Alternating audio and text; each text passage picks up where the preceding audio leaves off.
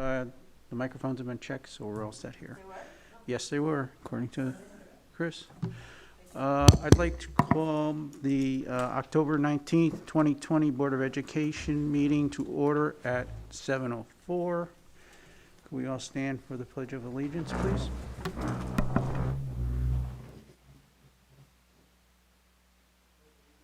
To the flag of the United States of America and to the republic for which it stands, one nation, under God, indivisible, with liberty and justice for all.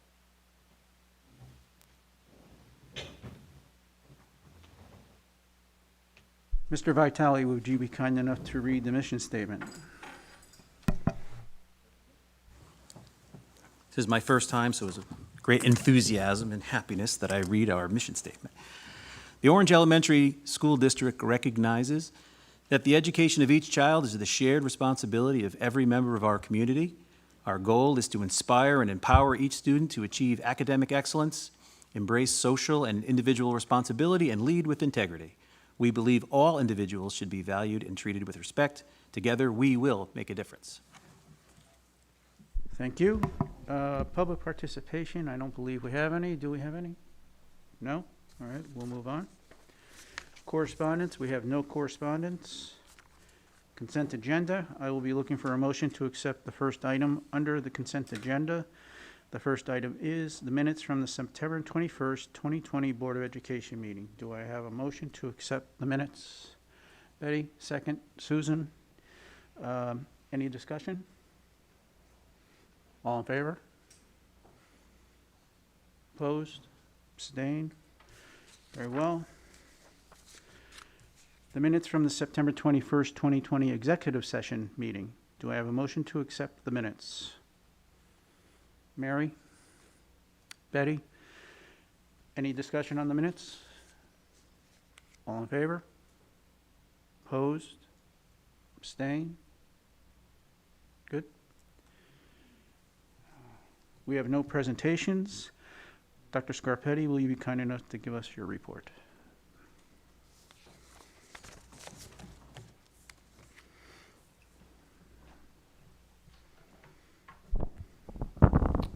Good evening, board members. I'm happy to report we have completed 7 weeks of school, of in-person 5 days a week, and are beginning our 8th week starting today.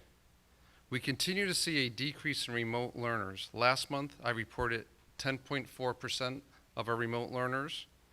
Now we are currently at 8.9% of students learning remotely. We want to continue this success because we believe teaching and learning happens best when students, specifically at the elementary level, attend in person. Many health officials have stated the safest place for students are in our schools. Our focus on facilities did not stop after we reopened our schools. We continue to keep our focus on providing a safe environment for our students and staff. In a moment, Mr. Gray will share what systems we continue to follow in order to provide a safe and healthy environment. Though to continue having our doors remain open, we know that it takes each and every one of us to do so. Recently, you may have heard terms such as COVID fatigue or complacency. Due to the recent rise of COVID cases, even at our most recent emergency management meeting, concerns of complacency was discussed. Currently, there are 5 confirmed cases in the Amity district, and as I shared last month, we had to address many situations and continue to do so on a weekly basis. Due to this information, we have sent friendly reminders to our families regarding mitigating factors that are used in school, and the same should be used outside of school, especially in larger gatherings. We all want things to be back to normal, though must not get comfortable too quickly. We hope to continue for the entire year to be in person and welcome our remote learners back at any time, though we do unfortunately have to plan if metrics rise to higher levels. Principals have recently sent letters home informing parents regarding the cohort their child will be in if we unfortunately have to go hybrid. And in addition, I've spoken to Dr. Muhammad about performing a trial run the week of Thanksgiving and possibly some days the week after. For example, the week of Thanksgiving, the discussion currently is if we, that week, Monday and Tuesday being hybrid, on Wednesday being remote. This gives our learners the practice to bring their computers back and forth, and also our teachers the trial run to do hybrid, but also remote. There's also discussions regarding with Dr. Muhammad what the week of Thanksgiving will look out afterwards. Again, nothing has been finalized. These are current discussions, but we are concerned if people are not following mitigating factors during Thanksgiving weekend and may not follow the suggested guidelines and having large gatherings, what that impact may have on our school system. If we decide to do this, of course, parents will be informed in advance. As I shared, I do not want to become complacent or comfortable. We want to address matters slowly but steadily, which has had an impact on what the typical school day has looked like this year. This has forced everyone to be creative and flexible in their approach. One example of this is our Halloween celebration. In years prior, schools would hold a parade, having families gather while students would parade for all to see. Not wanting to miss this event, our leadership team has been very creative and come up with a reverse parade in which the students will stay stationary and parents will drive in their cars and circle them while staying in their cars. Very creative, and hopefully, again, let's attain to things that we want to do of having a nice event for our students. In addition, the Orange Fire Department has created a pumpkin carving competition. I believe that's age groups 5 to 16, so we want to thank all of them for their creativity and engaging our students in the event of Halloween. Lastly, I would like to report out our personnel. We have recently hired 2 10-hour SPED positions, which are the aides at Turkey Hill School and Peck Place School, and a security monitor at Turkey Hill School. Our current openings are 2 special education teachers at Racebrook School, a child associate paraprofessional district-wide, SPED paraprofessional substitutes, a supervisor of maintenance and custodians, a math aide part-time at Racebrook School, and substitutes for special education teachers, custodians, district subs, and security monitors.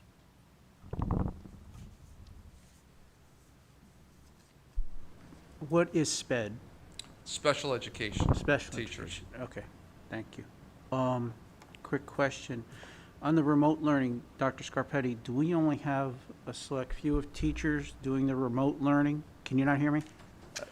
Go ahead, I'm sorry. Do we only have a few select teachers doing the remote learning and the rest of the teachers are teaching from the classrooms? So what we've engaged in with our remote learners is actually having that classroom teacher be the in-person plus the remote. For example, if you were my students, I'd be the teacher.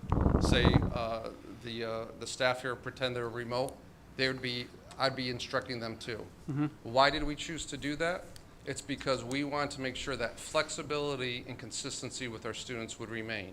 So say, for example, Dr. Russo, if her mom chose to bring her in the following week, she wouldn't meet me for the first time if she's 7 weeks in. We've already had a relationship continuity, and she could flow smoothly into that classroom.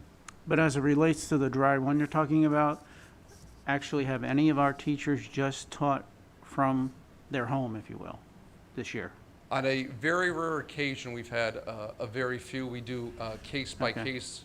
But say, for example, if it's a one-on-one instruction, like speech and language, on a rare occasion, some of the impacts, what happens, Mr. Crow, is if we have a teacher whose child is in another school district and they go on remote or they're on hybrid, we try to work, and it's on a case-by-case basis where we're trying to make sure that we have that consistency for our students in our own community. So basically, you want to, with this trial run, if you will, you're trying to maybe iron out any kinks or any wrinkles that might need to be ironed out just in case we have to do that. Is that the point? Exactly, Mr. Crow. On a different example I give is just look at our fire drills. We don't wait to do a fire drill when there's an actual issue. We don't wait to do a crisis drill when there's a situation. We practice it. And so some districts have done that in the beginning of the year. I advise not to, because if we did it in the beginning of the year, that's quickly forgotten. And I think because of aligning it with the week of Thanksgiving, where a lot of families do go away, it does give a trial run for the students and the teachers. And one last question. When do you think you'll have a conclusion as to whether you want to do it or not and notify the parents? I like to do it the first week, notify the parents at least by the first week of November. Okay. Any other comments on the, Betty? Go ahead. Yes, Dr. Scarpetti, I always appreciate getting the student enrollment information. And I'm wondering, this year with the COVID, if another column could be added that tells us actually how many students are actually in the building. Because these statistics are about the total enrollment. Correct. And I'm wondering if it would be possible to add another column that says, in the classroom. We would or be happy something. to do that. I just think that would be informative for all of us, and we could see how things are changing. Not a problem at all. Okay, and I have one other question. I think you mentioned there was a supervisor for custodian position. Correct. Is that a new position? It is a position that we have with regarding maintenance. So it's changing the role. So we actually had a maintenance person that we've always had, but now we're going to extend that to a supervisory. So it's a same position with an added. Added de- responsibility. Correct. Okay, thank you. A good point about the numbers. Anyone else have any questions? Go ahead, Betty. I'm sorry, Mary. I just wanted to say thank you for taking the extra effort to work out the Halloween parade details. I've heard a lot of very enthusiastic feedback about it, that the kids are going to be able to do something and that the parents will be able to participate as well. So thank you to all of you and to all the teachers and the staff for making that happen. Anyone else? Mrs. Hadlock, you have microphones on? Anyone else?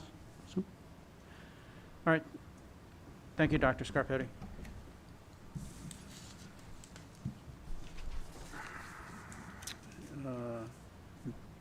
Ms. Koch?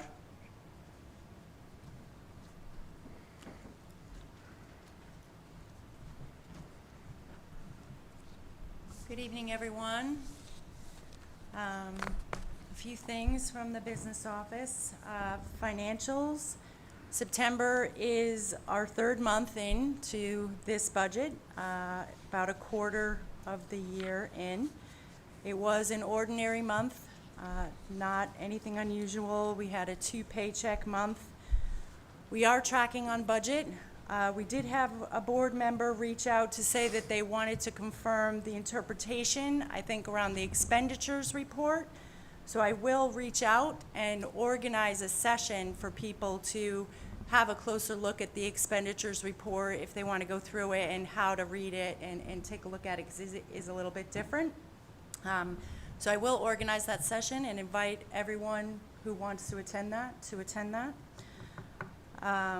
As far as the auditors, they have begun their audit for the 2019-20 financials, and they've started auditing our procedures. Everything's going well, and they are intending to complete their audit by December 31st, 2020. We've kicked off the 2020-2022 budget collection process. First drafts and narratives of that new budget, but can't believe that we're already into a new budget. But they are due back to they are due back from the budget holders on October 29th, back to us in central office. Follow-up meetings with the budget holders and Dr. Scarpetti are going to be held probably the week of around mid-November. And capital requests are also going to be looked at in mid-November with Mr. Oakenquist, and Mr. Gray will talk a little more about that. And final budgets for next year are due back to central office on December 1st. With regard to food services, as you all know, lunch is being delivered to our classrooms, continues. We've been offering lunch to distance learners as well at their at the schools, and for family members under the age of 18 who would like to get a lunch are also welcome to pick up a lunch at our schools. We've also introduced hot lunch on Fridays in October. It seems to be going very well, and we're looking at possibly expanding a hot lunch option into every day. The payroll go live is set to happen December 1st, 2020. I know it's a lot of behind the scenes, but the girls in central office, a big call out to them. Angela, Connie, and Cindy, they've been working really hard in central office to make this a seamless transition for all the employees' payroll, and also working really hard with our partners with the town. So that's been going really well, and they're working really hard and getting that done. And I think that's it from my side. Any questions for Ms. Koch? Thank you.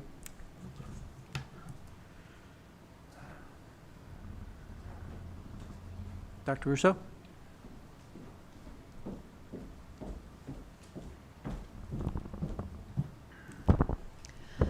Good evening. Tonight, Mr. Ziman and I will update you on our teacher evaluation plan for this year.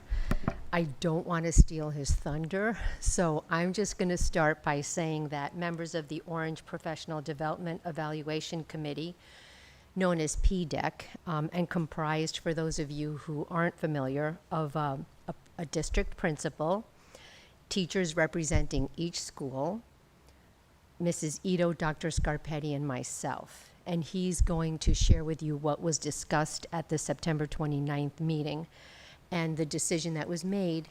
And then I'll now share how that information was shared with our staff. At our last faculty meeting, the information that he's going to share with you, the information he's going to share with you was shared with the teachers. And in addition, we explained about a review of practice this year. And what we are envisioning for this review of practice, or what we're picturing, is that there would be a conversation between each teacher and his or her building principal on how the social emotional learning course, or that SEL course, that we talked about at the last meeting, is affecting teacher practice.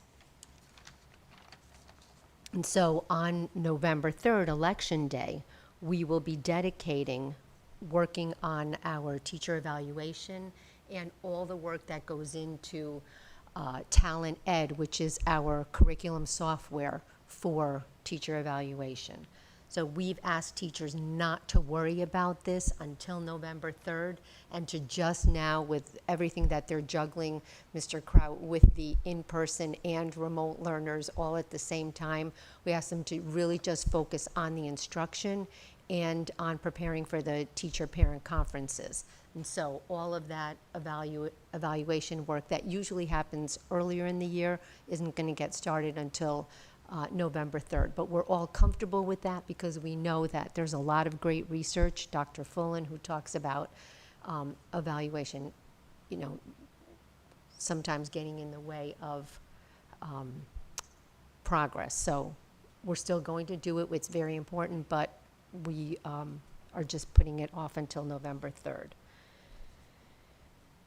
And so one of the very important action steps for teacher evaluation is to engage in the sessions that Dr. Mark Brackett presents in that social and emotional learning in times of uncertainty and stress, research-based strategies. The course is very long, so obviously teachers aren't going to do the whole course on that day. So we've come up with designated times during some professional learning Wednesdays and collaborative Wednesdays for them to engage in those sessions, or they can choose other times asynchronously to get that work done. The only requirement is that all the sessions are viewed by December 16th. And there's a certificate that goes along with that. As far as observations go, they will be informal this year. The Professional Development Evaluation Committee also created minutes of that September meeting, and all those minutes were shared with the faculty. And that's about it. I don't know if anyone has questions. Questions? Go ahead. Betty? Shadlock. Yeah, thank you, Evelyn. I was wondering, on the November 3rd Professional Development Day, will that be remote, or how, will all the teachers be gathering in their own buildings and having something sent to each building? Or how is that going to work? So teachers have the option of either engaging remotely through Google Meets with themselves and their colleagues, or some teachers prefer to come in, but we've coordinated, and I think Mr. Gray will talk about, for those teachers who are coming to school because they would prefer to come to school, we're scheduling times with them. We want to know when they're going to be in the buildings because he has big plans for cleaning on that day as well and changing filters, which I'm sure he's going to update you on. So remote or in person, up to them. Thank you. Questions for Dr. Russo? Very good. Thank you, Doctor. Okay.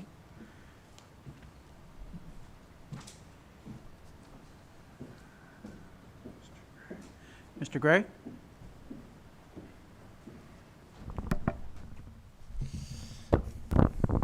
Thank you, Mr. Kraut. Good evening. As Dr. Scarpetti said earlier, we continue to be vigilant in our procedures and our mitigating strategies to maintain the health and safety of our students and staff in our buildings. A major component to being vigilant against COVID-19 is maintaining the cleanliness of our buildings. So I really want to give a thank you to our custodial staff for all the hard work they've been doing to keep our buildings healthy and clean for all of our staff and students. They've really been doing a great job in our buildings, and they look great inside and out. So thank you to all of our custodial staff. I'd like to highlight several other items we're implementing to continue to address the health and safety of our staff and students.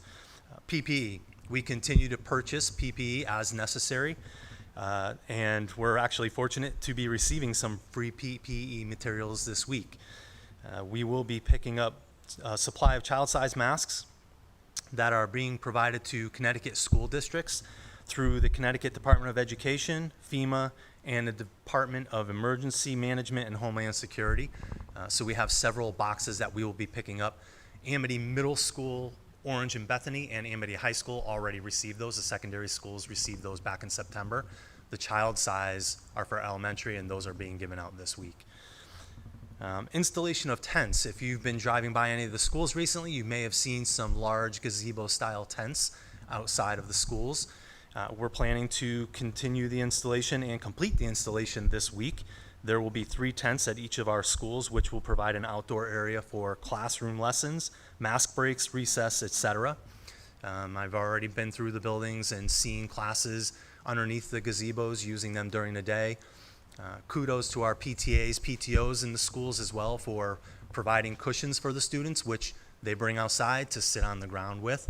And a couple of students or a couple of classes have actual milk crates as well, and they put the pads right on top of the milk crates to sit. So the tents will be getting a lot of use in the coming months, so we're happy to have those. The HVAC filters, as Dr. Russo alluded to, we are planning to complete the next round of filter changes at all buildings on Election Day when the classrooms will be accessible and empty. Again, we continue to change filters on a more frequent basis to ensure that our HVAC system supplies and circulates clean air in all of our buildings. Also in HVAC, we had a recent, Matt Allring and I had a recent meeting with CTC, who was our vendor that completed the commissioning of our HVAC system. And they introduced us to a representative for Prism Energy Services. We conducted a walkthrough of Mary L. Tracy building because that's just where we happen to be meeting the day that we discussed this. And we viewed the detailed maps of all of the other schools. We discussed the commissioning reports and the recommendations for repairs, and Prism Energy will be helping to assist us in determining which repairs will qualify for incentives from the utility companies to complete the projects. Also in ventilation, the RTU project at both Turkey Hill School and Racebrook School have been completed. 1 5-ton unit was installed at Turkey Hill School, and 2 7.5-ton units were installed at Racebrook School. So as of October 12th, that has been completed. Our Turkey Hill School loading dock Again, I want to thank our Town Board of Finance for providing the funding to repair the THS dock. A request for proposal was posted to the town website and state portal following the Board of Selectmen guidelines for anything above $20,000. On October 7th, I had a site visit with contractors. And on October 9th, I posted an addendum with an addition to repair the attached steps, which are in disrepair next to the loading dock. So I posted an addendum to that RFP. And we will have a bid opening, which is scheduled for this Wednesday at 9:30 a.m. And a rewarding of the bid will be sometime after that. As Ms. Koch mentioned earlier, the capital planning process has begun.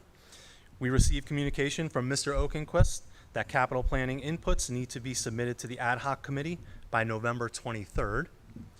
The Building and Grounds Subcommittee met last week, and the members had several suggestions for projects to be considered for submission. I'll be meeting with the principals this week to discuss building-based projects and touring their buildings, and we'll be developing a 5-year plan of short-term projects to submit, and a copy of this will be shared with the Board of Education members. That concludes my portion of the reports. Any questions? Any questions for Mr. Gray? Go ahead, Betty. Thanks. I saw the gazebo tents in action at Peck Place School, and I was driving by, I guess today. I saw a number of children. It's right near the front, right? Yes, One of there's them, one one in of the them is near the courtyard front, area. yes. Yes. Are these tents, you say gazebos, do they have walls that can come down? We did not purchase the walls. There's a possibility of purchasing those, but we did not purchase them at this Okay. time. And you say they could be used for a few months, but in a few months, it's going to be, snowing and whatnot.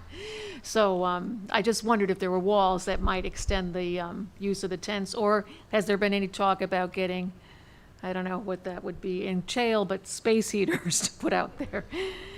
Yeah, fire hazard probably, I don't know. And I know- Right, yeah, I'd be worried about the fire hazard with that. Okay. But, we have not discussed putting walls on those.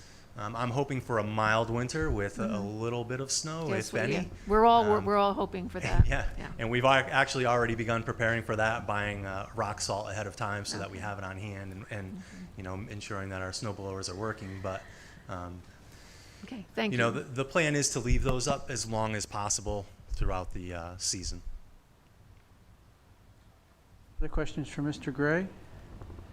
Go ahead, Mr. Zani. Not a question. He's not paying attention.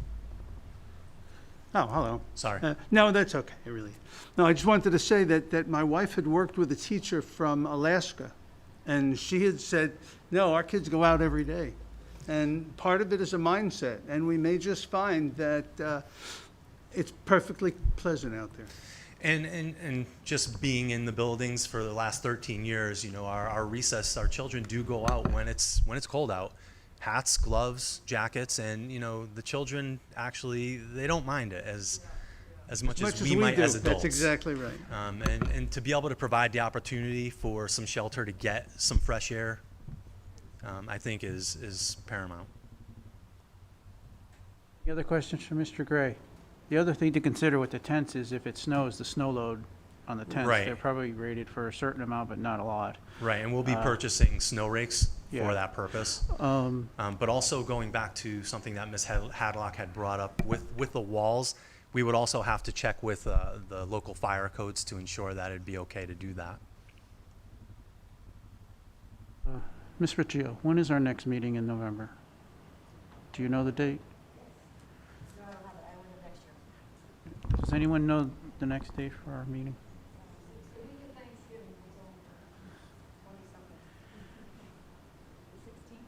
The 16th? Oh, all right, so the list that 16. Mr. Okenquist is requesting is due on November 23rd? Yes. All right, so the 16th, we have Right. time to talk prior to that. Okay, that's why I wanted to know before we submitted that list. All right, any other questions for Mr. Gray? Thank you, Mr. Gray. Thank you.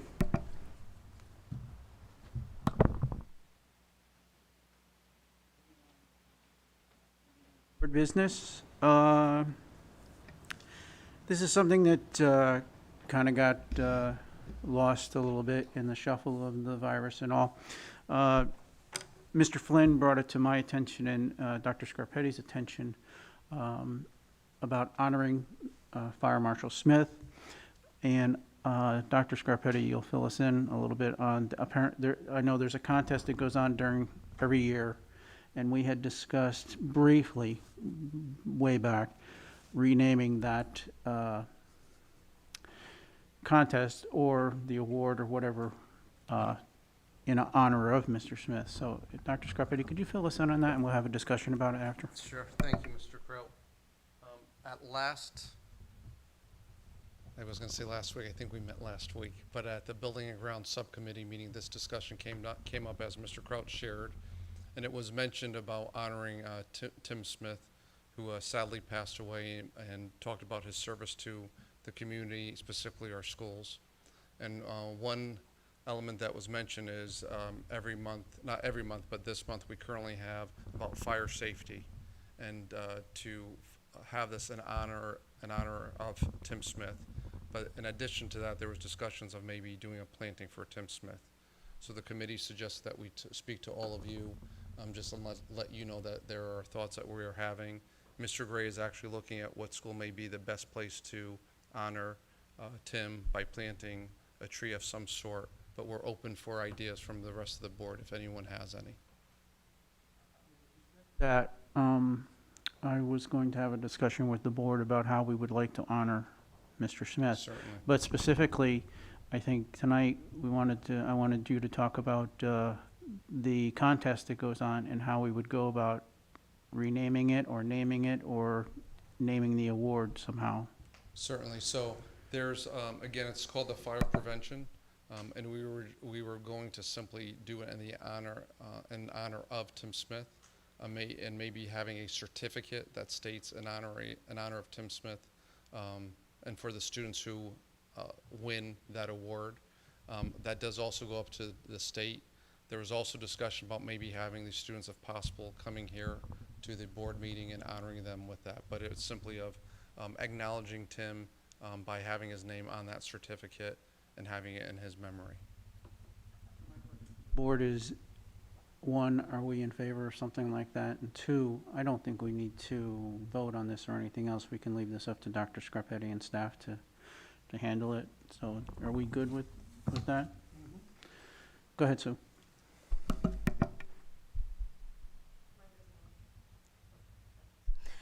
I graduated with Tim Smith and fully support anything that we're doing to honor him. He was a great guy and did a lot for our schools and for our town. So anything we can do to honor him would be really appreciated.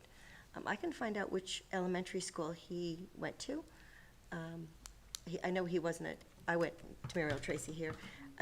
Tim wasn't in my school at that point. I met him when we were in middle school. But I can find out which school he actually went to. We'll jump ahead because we were going to bring this up during Buildings and Grounds report. But let me, so as far as the contest goes and everything else, then by all means do everything you can to honor Mr. Smith. And Absolutely, Mr. Kraut. I'd love to have the kids here to receive a certificate or something, and send them off to the state to represent us. All right. That leads me into this discussion. We also at Buildings and Grounds had a discussion about how the board might honor Mr. Smith. And what I would ask the board for is, there's any number of things we could do, is task myself, Mr. Kapp and Ms. Riccio to brainstorm some ideas, get some ideas from board members, and then propose a couple of things, and then we will see about doing what we would like to do. So if y'all would be in favor of that, that would be great. Is that good with everybody? All right, so like I said, contact one of the three of us with any suggestions. That would include staff and administrators as well. Absolutely. Okay? All right, very good. Anything else? Yes, Kim? In the past, there have been awards I know at Racebrook, I assume at the other schools as well, where there's an award that is named after someone, and there is a plaque and then nameplates of the students who win that award. And I think that could also be a really nice touch to have that here, in the district offices, or where there is a larger plaque with his name. The award is, and then every year students' names are added and engraved onto the plaque, and it's just an ongoing visual memory of him. That's a very good idea. I like that idea. What does everyone else think about that? Dr. Scarpetti, could you look into that and see what, Yes, sir. and Mr. Gray, possible? Go ahead. I'd rather not have it in the board office. I'd rather have it out someplace where it'd be visible, on the outside of a building or in one of the playgrounds, something like that.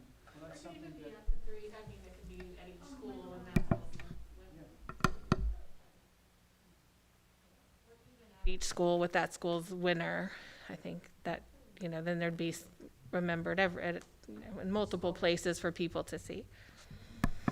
If we do anything, we'll get the information and we'll come to the board and we'll, as a board, make a collective decision on what we do. But we'll do the right thing. Okay? Anybody else?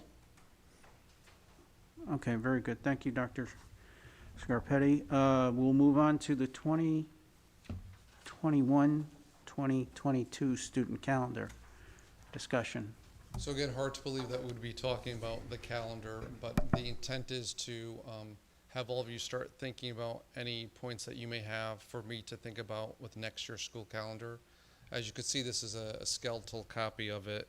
There's not even any specific dates with the exception of holidays listed here.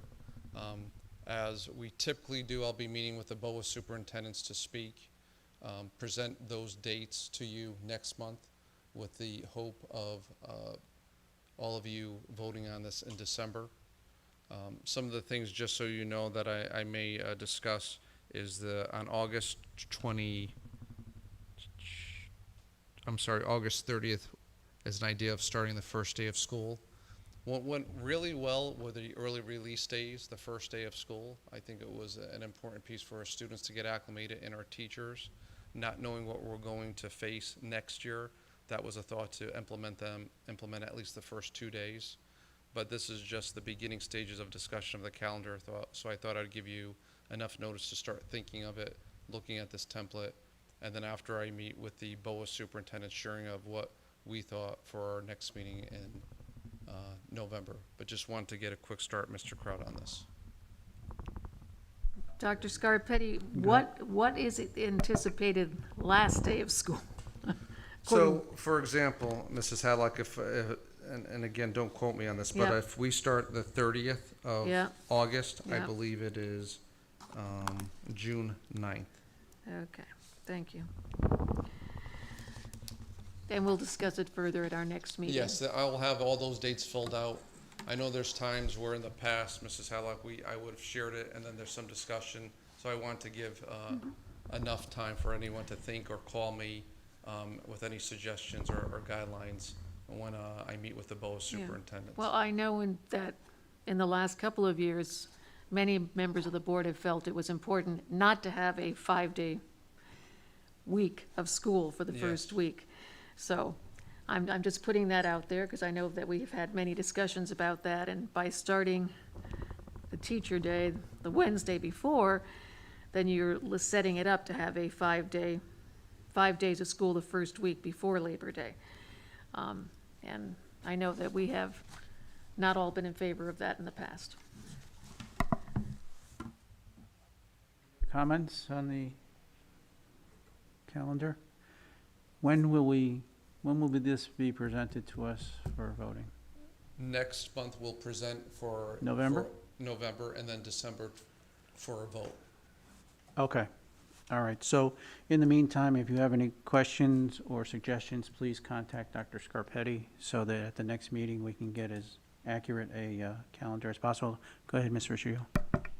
So, Dr. Scarpetti, just a quick question. I know there's been a lot of discussion about the fact that since students and teachers can still work remote, are we still going to have snow days in there?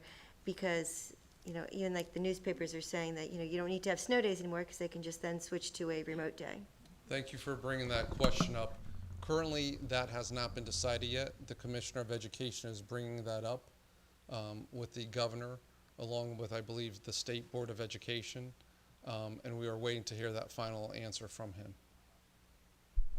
Let me ask you a question, Dr. Scarpetti. If we wanted to implement that ourselves as a board, that we don't have snow days, that the kids can learn remotely for that day, can we do that?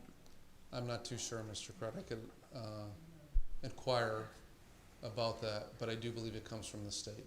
My understanding is that, I want to say it's either Westport or, there's a school down in Fairfield County that does do that. It has done their snow days, it's considered a remote day. So whether they're in violation of something, I don't know, but I remember reading about it last year. We got some snow. Definitely be an interesting conversation to have. I mean, potentially getting out June 9th is probably a pretty nice thing for a lot of kids. Anyway, So yeah, go so ahead. any comments, and again, along with what Mrs. Hadlock said, and I just quickly looked at my phone, not to be disrespectful to any of you or anyone watching home, but we did have a full week of school, but we did have half days even this year. So, but if that's a strong point that board members feel it's important for me to share, we do our best, not that we have to do lockstep with what Amity or Bethany or Woodbridge has to do, but specifically with Amity, we try to align the best that we can to make it easier for our parents. Just going to say that I wasn't sure how many days we had this week, but I know that having the half days and having the teachers have the ability to discuss how things went for that week, I thought was very helpful. And even if it was a full week, I think that kind of mitigates the 5 days anyway, if we're having half days. The overwhelming response I got, Mr. Zyman, from our staff, but also from our parents, appreciate that greatly. I would think so, yeah. Okay. Anything else for Dr. Scarpetti on the calendar? I just have one. Go ahead, Mary. Thanks. Has Amity decided their first days yet? I can't hear you, Mrs. Wheeler, I'm sorry. Has Amity decided their first days yet? Not yet, we're in discussion. And just because of past experience, I know there may be of times where I think some board members, so I would like to have gotten this information earlier to kind of look, and that's why it's really a blank copy to kind of share that. But we will be meeting with BOA and Amity, so I think all of our intent, meaning the BOA superintendents, is to do a more of a formal calendar next month with everyone being voting on in December. Okay, all right, thank you. Anyone else? All right, very good. Thank you, Doctor. Thank you, Mr. Kraut. We will move on to standing committees, Finance and Operations. Ms. Riggio. So the Finance and Operations Subcommittee met prior to this meeting. Everything was in order, conversation of some of the grants and separating that out of the budget. Everything's in order, though. Ms. Riggio. Very well. Personnel, Transportation, Mrs. Brown. So Sue and I had a challenge on the board to give our reports in the style of Mr. Zyman, but he's an original, so we're not going to even try to compete there. All right, so the policy subcommittee is meeting on Monday to review 3 policies. One is related to Title IX, Policy 4118, 112, and 4218, 112. Mary Ito and Mike Gray attended a workshop at Amity offered by Birchall and Moses that was as a response to recent legislation. They have already implemented changes to the websites to reinforce clear communication and to bring practices and documentation for our district in line with the law. The current policies that we have were actually recently updated in 2018, but law changes, so we have to revisit them. Our current policy is somewhat vague for staff, and there really is no policy for students, even though the language, like the word sexual harassment is in the policy. So we need to revisit those.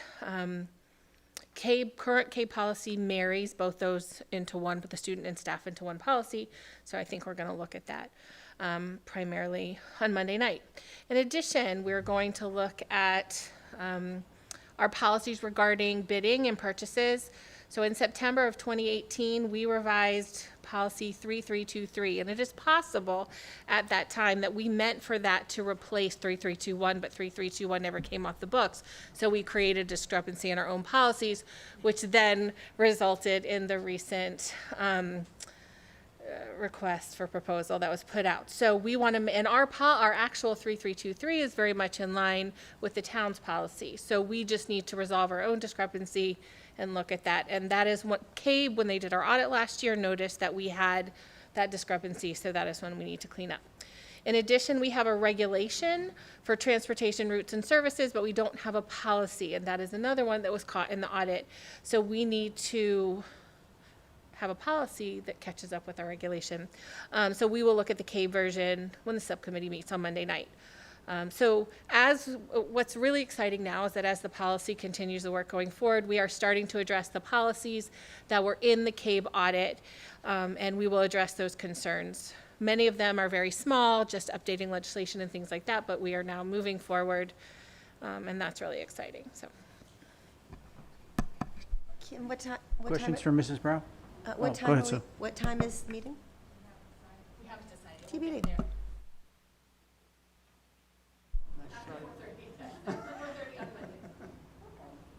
Any other questions for Mrs. Brown? Very well. Mr. Camp, Buildings and Grounds. All right, good evening, everyone. The Buildings and Grounds met last week, Tuesday, over at Racebrook School. As Mr. Gray reported earlier, we discussed the ventilation system over at the schools and how the filters are going to be replaced again on Election Day at the schools. We also discussed the Turkey Hill School loading dock and how that went out to bid, and Mr. Gray also went over that in his report. We took a tour of Racebrook School, and we were amazed at the nice painting, not painting, but the paint job that the staff did. Came out beautiful in the school, good work. We also saw the socially distanced and the learning setups in all the classrooms, which looked well. The new flooring that was installed by the Board of Ed staff, which also gave us additional cost savings because the staff installed it. And we also explored the playground accessibility and improvements for over there. Then we also discussed the capital request for the Ralph Oakenquist Committee, which some of the topics were the sidewalk, brick repair, smart board replacement, 5-year furniture refurbishment plan, and then Mr. Gray will also investigate a possible generator for the MLT for the IT server room, so when the electricity goes out, the entire town doesn't lose internet access to everything.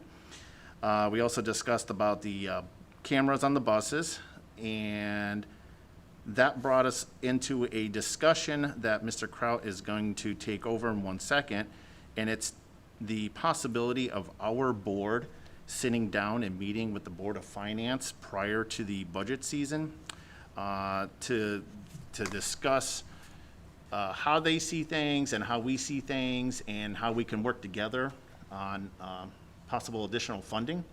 So if you want to take it over. Yeah, the discussion was exactly that. We, going into our budget season, as you all know, Dr. Scarpetti and his staff put in tremendous amount of hours putting it together. The idea came up that it might be beneficial to both the Orange Board of Finance and us to have a discussion going forward as to where they are, especially after with the COVID and everything else. Obviously, tax revenues and things have been affected by it.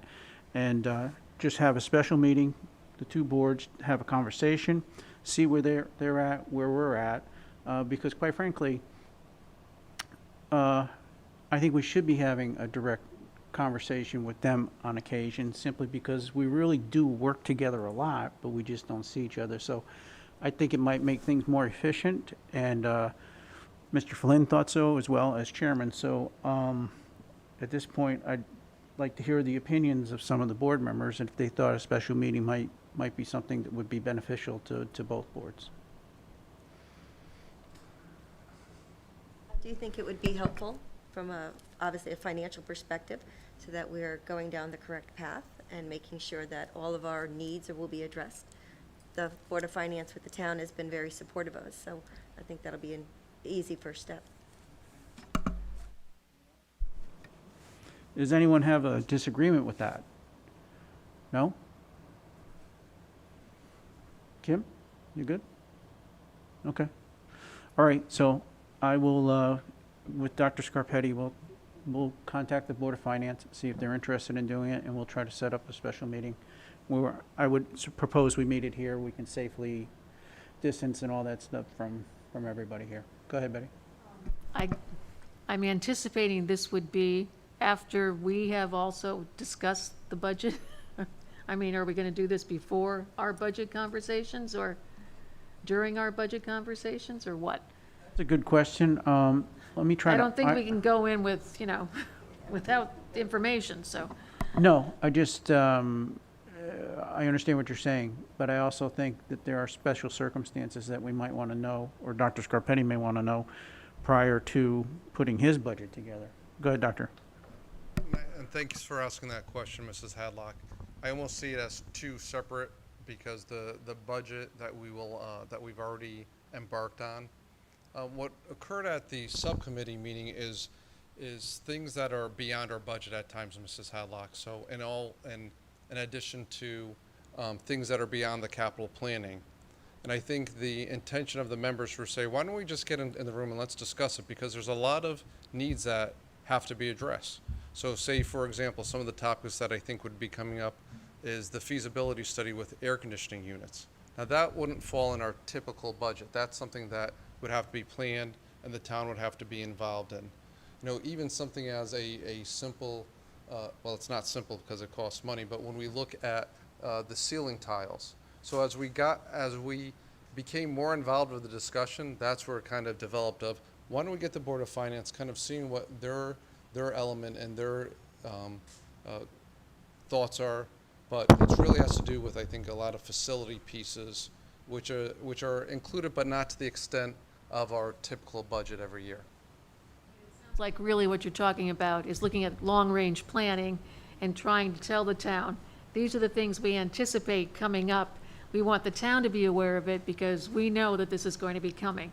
And if we can work together and plan ahead as a team of Finance and Board of Education, it'll make it more palatable for everyone. And I think if the more we communicate, because as Mr. Gray shared in his report, as some of the members shared tonight, the relationship is an extremely strong relationship that has been created with the Board of Ed and the Board of Finance. They've been extremely supportive. They've been extremely supportive throughout the years, since I know I've been here prior to my arrival. But we know even everything that we typically place on our capital building requests, there's more that needs to be done in our schools. Yeah, the one thing that I just want to add is that Charles asked if we were to do this, if the meeting could take place over at Racebrook School, so that they can get a feel for the inside of the schools and what they look like now. So like what Vince said, maybe ceiling tiles, we might want to, they need, I think it would be good. Furniture that came up, Mr. They Cap. come in and see it live. Because you come into this room, to me, it's okay. But I think it's important that they go into a classroom and that we meet distantly in a classroom. Actually, if that wouldn't work, we could always do a video of it anyway. You can discuss it, but I agree. I mean, some of the rooms really do. I remember, I want to say it was last year, Dr. Scarpetti and I went to look at something at Turkey Hill, and I was very surprised by some of the furniture that I saw.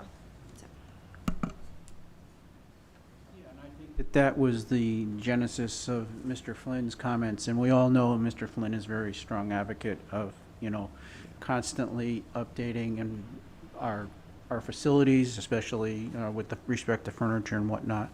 So that is a good idea. And honestly, to his credit, Mr. Leahy, I know, has visited our schools on occasion, but I'm not sure how many Board of Finance people have actually been in our schools. So I think it would be a good thing, and it could be an eye-opening thing for both sides. Proactive is a smart thing to do. Dr. Scarpetti and I will work on reaching out to them, and then we'll get something out to the board ASAP. Okay? All right, thank you. You all set with your report, Mr. Cap? Yes. Thank you. Well, we've reached the moment we've all been waiting for. This is going to be a fresh, off-the-press report. Nobody stole anything. Thank you, Dr. Russo. Mr. Ziman. Actually, you blended into one of my points, but it couldn't be helped. I really try to stay in my lane. I do. It's just so wide-ranging. In the early days of television, there used to be these entertainers, and they would spin plates on sticks. They'd have like 10 plates all spinning at the same time, and they'd be running back and forth, keeping them all in the air. Sometimes teaching is just like that. Only now COVID-19 has added a few plates. Using the classroom cameras, teachers are able to teach one class that includes the remote learners as well as the in-class students. They're able to conduct interactive, small group instruction that involves all the students throughout the day. This doesn't mean things are going perfectly, but we appreciate the fact that our teachers are working and growing in their abilities to keep all their plates in the air. Secondly, you can't always keep traditions in a non-traditional year, and so things had to be dropped or transformed. One of these things is the yearly teacher evaluation. All of the teachers' academic responsibilities, of course, remain the same, but we can't expect to evaluate teacher performance in the usual manner. As a matter of fact, some districts have dropped evaluations completely for this year. The state, however, has seen a way to try and gain some kind of benefit from this situation and has suggested that districts could incorporate the need for social-emotional learning into a special evaluation. Now, for some districts, this is new territory.